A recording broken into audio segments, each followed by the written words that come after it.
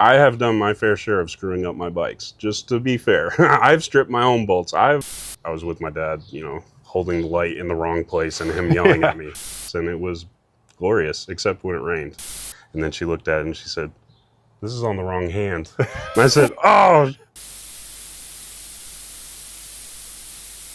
I'm Andy. I started riding in 2009.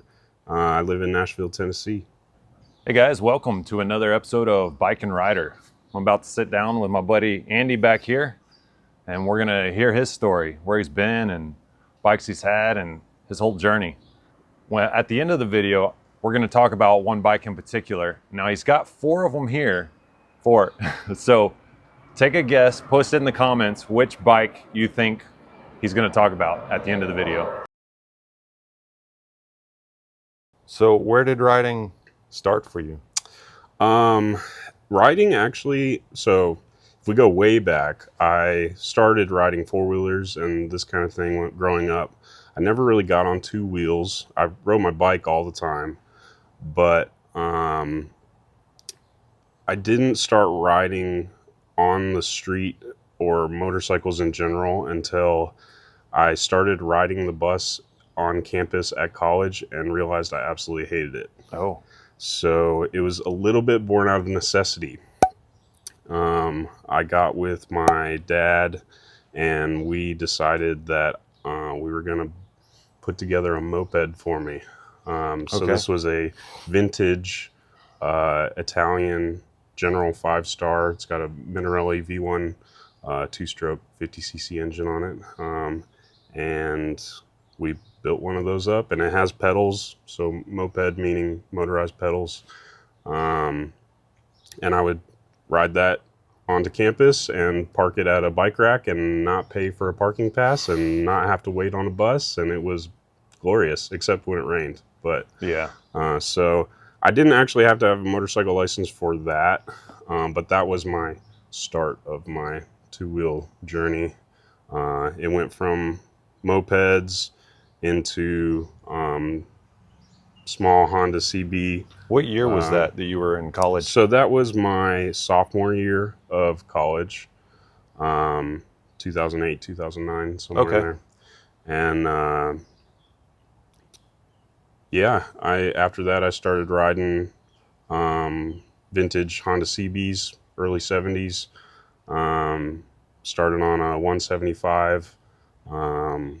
My dad ended up getting me and my dad, this will be a common thread through my conversation. I have my own motorcycle journey, but it's definitely linked with my dad and my relationship with him, and we've kind of built this up together. A lot of people who know me through my riding community, they also know my dad. I know your dad. Right. Yeah, so I don't want that to take away from me and my personal journey, but they're definitely linked. I gotcha. So a lot of my story will be about that as well. Okay. So behind us is Dave's Honda CB 350, and I still have that here. And so it went mopeds, the Honda CBs, and then after that it went through some Triumph Bonneville Thruxton, a little bit larger, and then from there it went into a Triumph Tiger 1200 Explorer ADV. Let's back up and take it back to college. Sure. How did you feel about that, getting onto a moped, like riding now a motorcycle? Yeah, so I was wearing like shorts and a t-shirt and a helmet that was from when I was when I was in 8th grade riding a 4-wheeler, and just what you had. It's what I had. Yeah. I was wearing sandals going to class. Like, it was dumb. Like, there was no real thinking about it. It was a mode of transportation. Yeah. It wasn't a point of satisfaction or fun, or like something to clear my mind or anything like this. I hadn't established those connections yet. And so it was literally to get me to class and to not pay for a parking pass. How fast could that thing go? So we had it kitted to, I don't remember the exact, it was like 80 cc's, and it would run downhill tucked in a full, Yeah. rolling. You could get it up to 50. So, Okay, but that was totally pinned out, and if you're lucky with a tailwind. Tailwind, yeah. I got you. There was no shifting. It was a 2-speed centrifugal clutch, and so Easy ride. It's just gun it, Moped. and probably blew it up 2-3 times. Oh, and really? the thing is, you can rebuild a 2-stroke moped engine in 2 hours. So Wow. it was also the beginnings of my journey as a mechanic. I surround myself with people who know a lot more than me. I definitely am not a master by any means, but working on 2-stroke engines, learning everything I can from my dad. My dad's a whiz. He can, he's a MacGyver kind of guy. Okay. So yeah, just absorbing that, and then getting myself in the moped community. I would go to rallies across the U.S., and you won't find a more resourceful group of people than the people you find at moped rallies. Was that a lot of vintage stuff or modern as well? So you will find everything at a moped rally. It will be anything and everything, and most of it's all custom. Yeah. These people, they make the most of what they have, and it's a beautiful thing. Yeah. Hold for the plane, please. Yeah. So going back to moped, so you're talking about rallies, and that was the beginning of your mechanical experience in life, and so you started to get a few other bikes after how long was it before you moved from that moped into the other bikes? I started to learn that the limitations of a moped. Yeah. You needed to pre-mix fuel, and it only had, you can only go so fast. There wasn't shifting, and soon, okay, it's time to get a little bit bigger. Let's get a How clutch. long did that take? It took probably about a year, I would say. It's about right. About Yeah. usual. Cool. Yeah. So then we soon got into the vintage Hondas, and then I got my full motorcycle license, and then it just kind of took off from there. I see. So once you got your license, what was your first bike that you moved into that was, like a 6-speed, like full motorcycle? Honda CB 175. Okay. Yeah. And then shortly after that, Dave got his 350, which is here, and Dave is my dad. And then, yeah, after the CB, I got a Bonneville 2003-ish. It was like one of the last years that it was carbureted.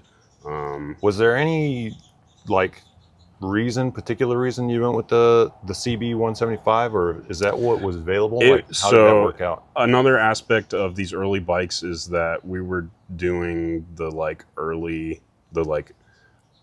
mid 2000s cafe style, which you'll see on this. It's an interesting style. It definitely had its time and place, and so part of that was getting a Honda CB that fit that style, and that I could make it look like that. I see. So there was definitely a customizing aspect to it as well, and the aesthetic of it. Mm-hmm. Looking back at it, I've grown a little bit away from that, and we stripped a lot of functionality from those bikes. Oh yeah, for sure. They turn into more of a sculpture than something, that kind of sounds heady, a piece of art rather than a right. Then practical. Yes. So the Honda CBs just totally made sense to fit into that need, and we rolled with that. After that, the CB, you moved into the Triumph, and was there any particular reason for that one? I liked I like a lot of stuff from the early 70s, just Okay. across the board. Yeah. And the Bonnevilles, I wanted something a little more modern, but Okay. they had that classic styling. Mm-hmm.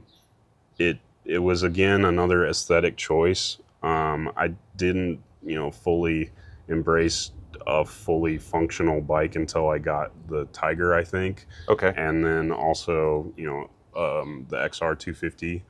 Which I have here, which is another. I mean, it's just a dirt bike with lights. So, Yeah. It took me a few iterations to get over the aesthetic and get into like practical function. Like I want a bike that starts immediately and you don't have to wrench on, and it's not frustrating you and turning your hair gray and making you pull your hair out. I've been dealing with that. So it's fun. I mean, I wouldn't change any of the bikes that I've ever had. Okay. But I am moving more and more into let's just have something that works all the time. Yeah. Yeah.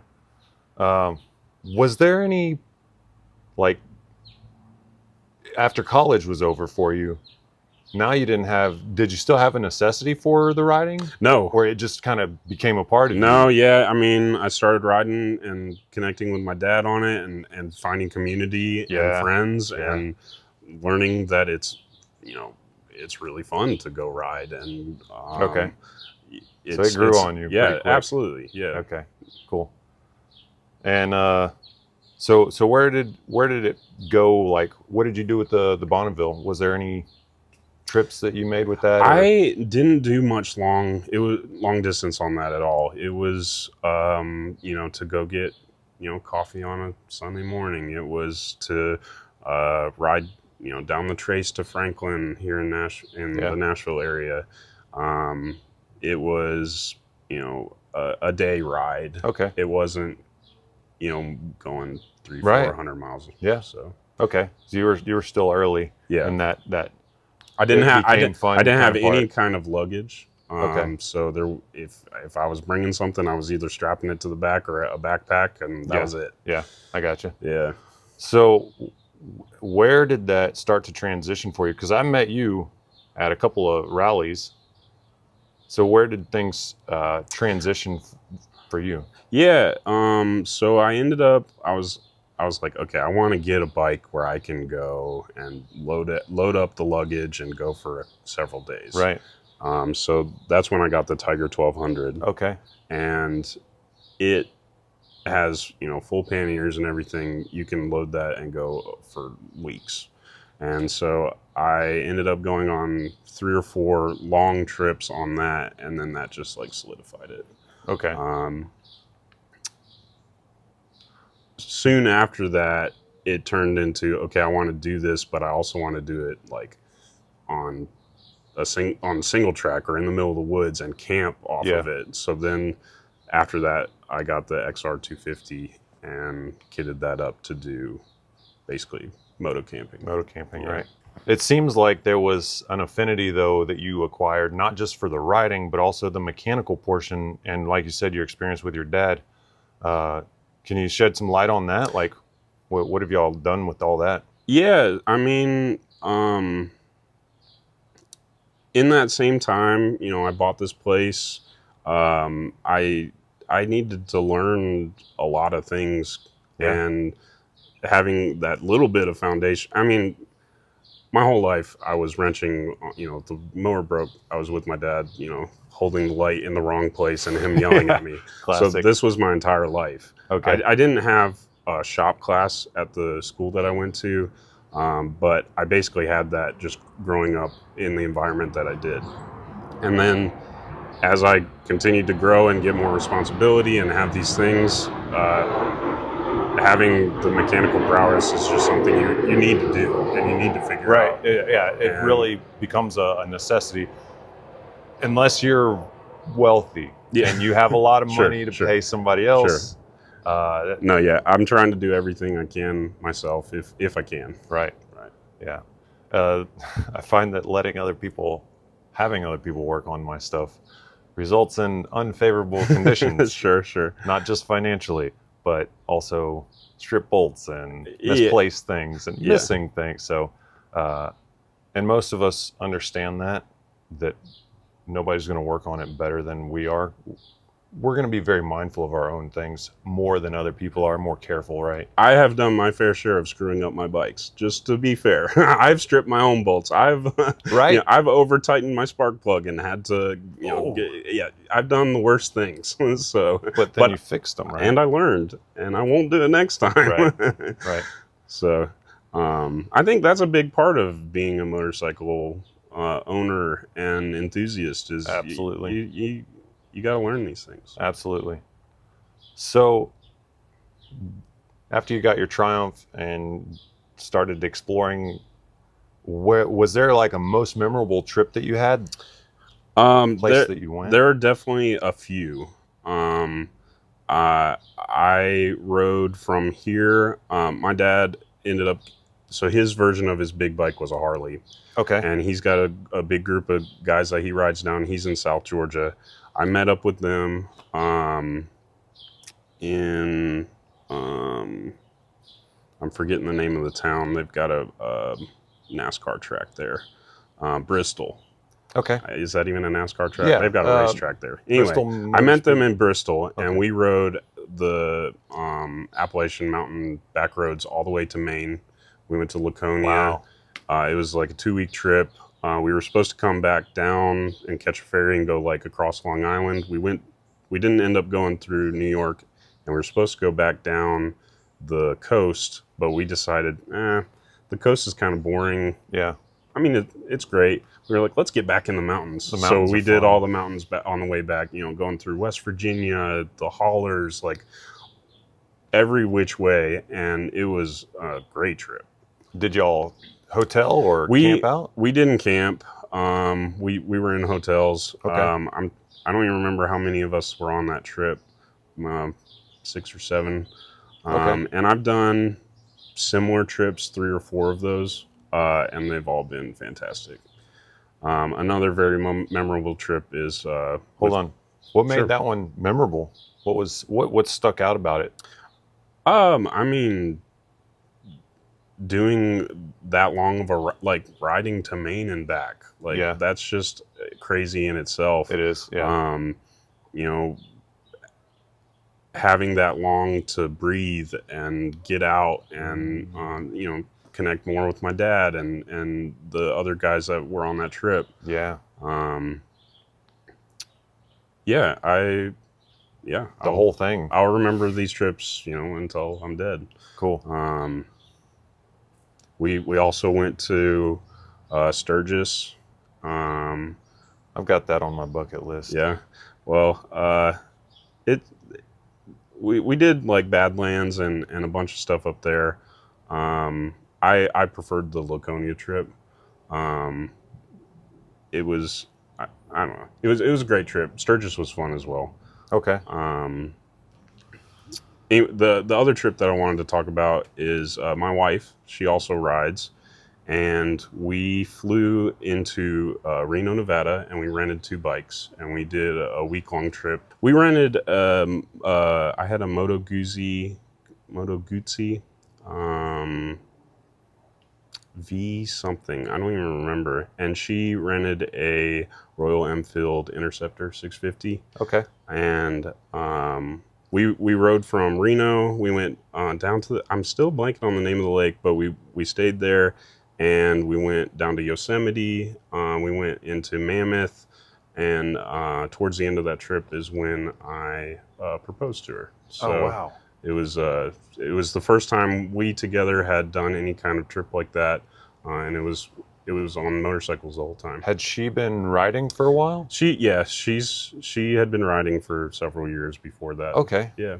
That's really cool. So that was just hotel to hotel? Yes. Riding? Yep.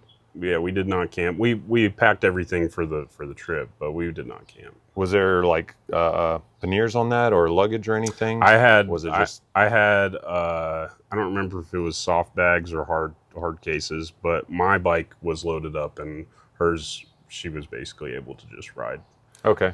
with her stuff packed on mine. So tell me about the proposal part.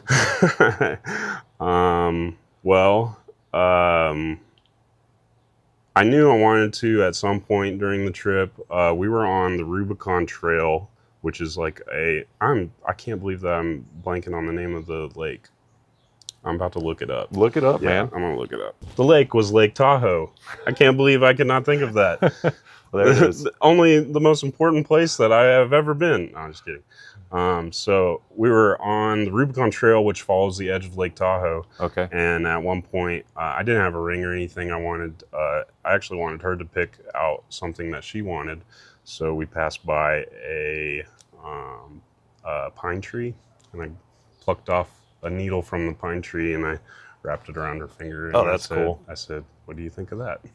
And then she looked at it and she said, "This is on the wrong hand." And I said, "Oh, it is on the wrong hand." That's funny. Yeah. So, and then she, I was overjoyed. It was a fun little moment. That's cool. That's cool. And then she later on picked out a yeah. That's not the traditional way to do it, I suppose. Yeah, but yeah, I didn't want to get her something that she didn't want. I wanted her to be in that process. So yeah, I did it with a needle off a pine tree. That alone would make for a very memorable trip. But the places y'all were in, I hear a lot of good things about those places. What was that scenery like there for you? Like gorgeous. I mean, Yosemite Park is incredible. That's Lake Tahoe is crystal clear water. It's gorgeous. That whole area is breathtaking. You're in the mountains. We had great weather the whole time. Man, that's awesome. Yeah. It reminds me a lot of because when I proposed to my wife, we were on a family trip on a lake. Oh yeah. Yeah, we stayed out there for like a week or so, rented a lake house. The whole family was there, and it was very memorable. Very memorable. So awesome. Yeah. So, any other memorable trips you want to speak about? Sure. About a year ago, I got a crew of guys together. There were 10 of us or so, and we did the Smoky Mountain 500, which is 500 miles of fire roads and dirt roads that are in the Appalachian Mountains. Yeah. And we camped. That was a trip that we camped. Okay. I think it took 6 days no, it wasn't that long. 3 days, 4 days. I think it was 4 days, 3 nights. I've been hearing about it quite a bit. Adventure people talk about that. Awesome trip. Amazing trip. Probably going to be my next trip. Let's do it. Now that you bring it up. I'll go with you. Okay. Let's do it. Already got commitments. All right. It's set in stone now. Sure. Yeah, super fun. I would love to do it again. I'd love to do it again. Yeah, I didn't know what direction to take for the next adventure I go do. And so there's so many that I just hadn't put one on. So I think it'll be that one. Cool. Yeah. Yeah, that was a great trip. Just building more relationships with the riding crew that I have here. My dad was also on that. Yeah. That was my first like extended camping trip. So it was an exercise in packing your bike correctly and bringing the right things. And I learned, I really didn't need that many shirts. You start to figure out exactly the things that you actually need. Yeah. And then the things you thought you needed that just became dead weight. Right. Yeah. Yep. Yeah. I did a little test ride in camp before I guess it counts because I wasn't home, but I learned a lot of things. Like freezing my butt off. Oh yeah. Like there's layers. Some things that that you just forgot about that a little bit of practice and dry runs help on, So that's funny. Let's move back to the bikes that you've owned, or not owned. Is there any one particular bike that you would love to have, or do have that is just like the one for you? Okay, so I really like bikes that do specific things, and Okay. so I like different things about every bike that I have. That being said, I have my eye on a bike that is coming out this year that like is just getting to dealerships that I've been looking at. I don't know if I'll end up getting one. It's the new remake of the KTM 390 Adventure R. Oh, So it's like in between my XR250 and my Tiger 1200, to where like I could do some crazy single track on it, but also hop on the highway going 80. So yeah. right now my dirt bike will do all the dirt bike things that I want Right. really, really well, and my 1200 will do the highway stuff really, really well. But I don't have that Goldilocks Yeah. right in the middle. Um, It seems that's what everybody's searching for. right. Like the last guy I interviewed, Ryan, he has the AJP PR7, and it's like a heavy dirt bike, a light adventure bike, Right. and that ability to go hit the highway in between, home and where you're going to ride for the next 4 days, and do it without blowing up your engine, right? Yeah. And then ride those really challenging trails without dying, Right. like exhausting yourself. And it seems like I'm seeing this as a common pattern. Like they progress heavy and then come back down to the light. Yeah. And those just came out. I've been seeing them on YouTube. Yeah, I've been keeping up with the videos that come out. I don't know how I feel about KTM in their situation right now. I know that they got bought out. And so I'm not sure exactly how I feel about buying a KTM, but that bike looks really fun, and it looks like it would do absolutely everything that I want to do. Yeah. So that is what my eye's kind of on right now. Yeah. I'm going to shoot here soon. I'm going to shoot my KTM story. You have a 790? I have the 2020 790 Adventure. Okay. Yeah. I also had a Duke 690. So it was the same platform that the 690 Enduros has, but on a street version. Right. So I've had both of those. So I'll be sharing my experience about that. However, people's faith in KTM has plummeted. Yeah. What's happening with the company is a reflection of that because of how they handled what happened with the 790. So, yeah. Are you familiar with the cams? Yeah. So my thoughts on that is that I'm interested in the 390 engine, which is made by their companies in India. So it's a completely different. It's basically. I might as well consider it a different company. I can see that. All of the India-based has done really well. They sell a ton in India. I think it's everything that's 400 cc's and under they produce for them. They might be producing more stuff there. I'm not sure. I don't know the details. Probably be a good thing. Yeah. So, anyways, back to your interest. So you're not sure if you're going to get it, but that's the one that's like that's really. That's the one that I got my eye on for sure. I think it's a great choice. The KTM name and problems aside. Right. The bike seems very right. I mean, I guess what else do I have to look for in that space? Maybe like an XR650 or something kind of like that. And I feel like I've had that bike even though I haven't had it. I don't know. Yeah. I'm looking for something a little bit different. I've never had KTM or something that's a little bit more performance based. Okay. I guess my Tiger is the closest thing, and it's a 1200. So yeah, I have a final question before we move into talking about your current bikes. Sure. Is there anything that you do off of the bikes to help develop your skills riding? Well, I ride a bicycle. I don't know if that actually helps me at all. I mean, I play like video games to help my spatial awareness. Okay. Riding the exercise bike, try and keep my cardio up. I don't like train for the bike. I watch dirt bike races and a bunch of stuff on YouTube.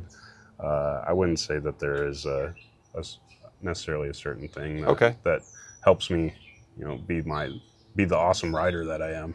So is that road bike, is that yours, bicycle? Yes. Yep. Okay. Yep. I think the bicycles play a significant role in motorcycle riding. Some motorcycle, actually, a lot of guys that I've known love to mountain bike. Yeah. Like So- that is a really common like cross interest. Yeah. With I have done downhill mountain biking once, and Yeah. it was on that same trip where I proposed to Louisa in Lake Tahoe. It wasn't in Lake Tahoe. I forget the name of the town we were in, and it was so fun. I had a blast. I would love to do it again. I just haven't done it, and I could totally see it translating and helping you ride any kind of bike. the mountain biking helps with like perception, comprehension, and track. Picking your track, which is really common with off-road riding in the dirt. You're like always looking for that path that's not going to destroy your front wheel. I've heard the video games help. I don't know. I don't play to know. So cool. I actually just remembered there was a stint of motorcycles that I didn't even talk about, which was vintage two-stroke dirt bikes. Okay. I had a DT 250 and a DT 360 that I ran for quite a while. So these were early 70s two-stroke single dirt bikes, and they broke down all the time, and I was always wrenching on them. They were frustrating, but very fun, and I got rid of them. I don't have them anymore, so they're not here. Why did you get rid of them? Because I wanted something more reliable. Okay. Yeah. Was there a reason that you ended up with those bikes? Like what? Again, I think that ties into, I talked about it with the Bonneville. I like that classic styling of like the early 70s. There's just something about that time period in music, in art, in everything that I connect with. Yeah. I don't want to say that I'm trying to live in the 70s or anything like that, but there was something special about what was going on in that time. Okay. And those 70s bikes were cool. Did you learn some patience? Yeah, sure. We can call it that. I've found that working on stuff that's just like constantly something demands a lot of patience. Yeah. If you don't have it, you have to if you're going to work on it. Sure. Yeah, no, there were plenty of times where I'd throw my hands up, start cussing at the machine, and walk away. Yeah. And have to come back to it with either help or a different mindset. Yeah. So, yeah. I've got an 89 Sportster, and it's like always something with that bike.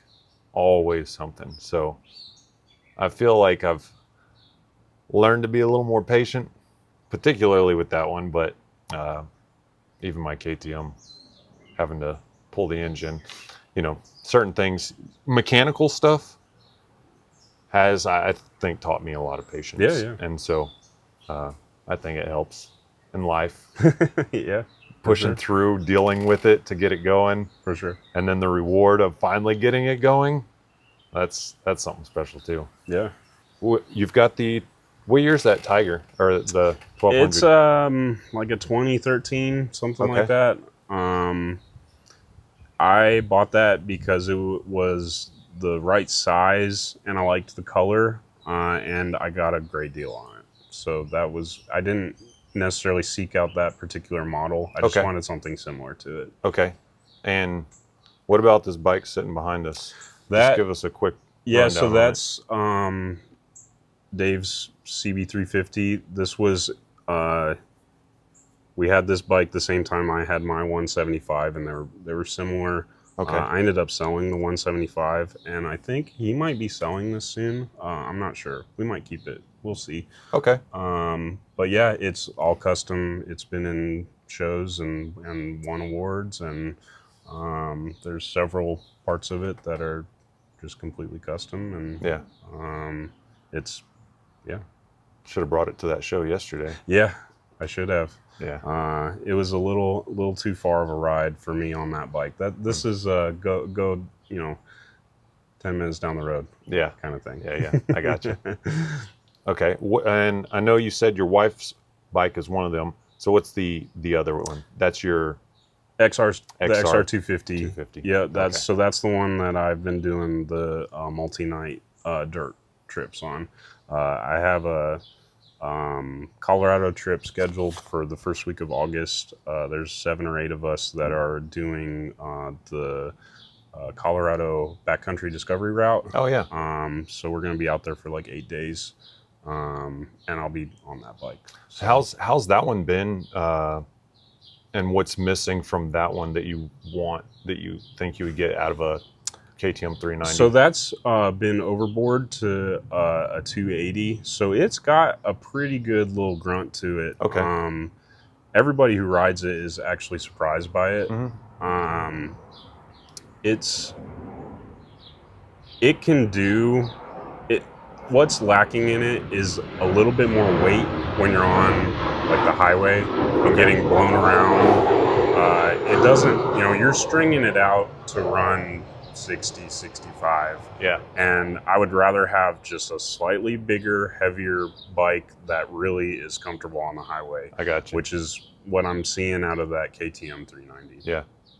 Makes sense. Yeah. Okay. Well, let's break from this Cool. and let's go talk about your Triumph. Cool. Sounds good. So this is Dave's CB350. It started out as something that didn't look like this. It was I don't remember if it was running or not, but it was definitely in pretty rough shape. Yeah. And we wanted to do this cafe style bike. So Dave did majority of the work on this bike, but it was happening in tandem when I was doing a similar bike that was a 175. What can you tell us? Like what year? So this is a frame? 72. Okay. Bing. What manufacturer is the original framework of it, or is this all just like a Frankenstein with a Honda plant? Yeah, so the frame is original. It's got short pipes on it. This cowling and the seat and the hidden battery that's under here was what was custom made. Another pretty cool piece of jewelry is this custom fork brace up here. Dave comes from a marine background. Yeah. So he has access to, the best stainless steel pipe benders in the world. And so this is something that he drew up, and it's the best fork brace you could have for this bike. Cool. Clip-ons, new triple tree and gauges. You got your classic clean triangle. You got your. Have y'all entered it in any shows? Yeah. Yep. It's been in a handful of shows. One that I was at Barber Vintage Fest. It was in the Ace Corner. Okay. Ace's Corner, whatever it's called. Their show, and it won People's Choice. Oh, cool. So, yeah.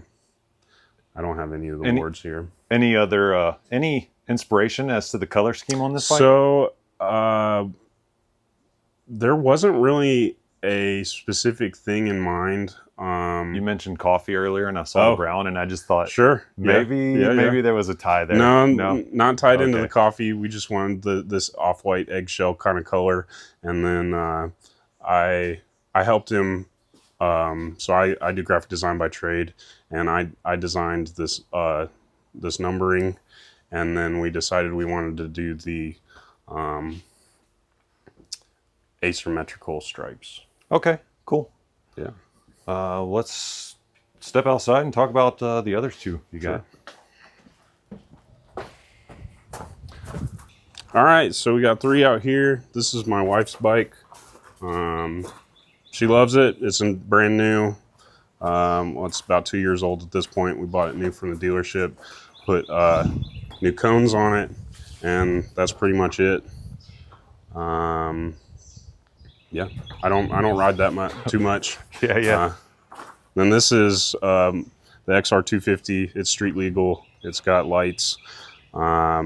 It's been overboard to 280. It's got the C concept seat, rack added. How's that seat treating you The seat on the long rides? The seat is great. Yeah. I would recommend it to anybody. The seat that came on it was like a 2x4. It's wider. It's more comfortable. It rides great on a long ride. Yeah. This came with red plastics on it, and I put black on it. I actually designed some stickers to put on here. It's nice and nice and dusty right now. I designed the stickers, and I reached out to some people to try and get something that was gas resistant, and it kind of fell flat, and so I haven't finished that project yet. But I see. Eventually that will have custom stickers on it. Okay. Any other future plans for that bike other than replacing it? It runs great. I'm going to be riding it in Colorado for the backcountry discovery route, and yeah, it's fun. It's punchy. It's not two-stroke, but it gets after it. This is the bike. You were at Ribfest recently. Yeah. This is the bike I was riding at Ribfest. Yeah, yeah. I remember that. Yeah. And then the Big Moose 1200. Me and Louisa went on a ride yesterday, and I just threw one pannier on here, but I have panniers for both sides. I got this used from a Marine. I think he was a Marine vet, and he had put these beautiful, comfortable seats. I don't know what brand they are, but they are amazing. Heated grips. It's pretty much stock though. Yeah. From my understanding, I guess it's got some aftermarket auxiliary lights and crash guard. But I don't really ride off-road a whole lot with this. This is what I ride to blast down the highway. Cool. And that's the one you've taken on. This is some of your longer I've trips. definitely had the most amount of miles on this. Yeah. Because it's just made for that. Yeah. Especially with this seat and being able to load it up. It's easy to just put 300 miles behind you. Cool. Yeah. All right. Hey guys, thanks for watching this episode of Bike and Rider. Thanks, Andy, for taking the time out with us and sharing your story, man. Yeah, man. Thanks for coming out. Right on. Live free, ride hard. I'll see y'all on the next one.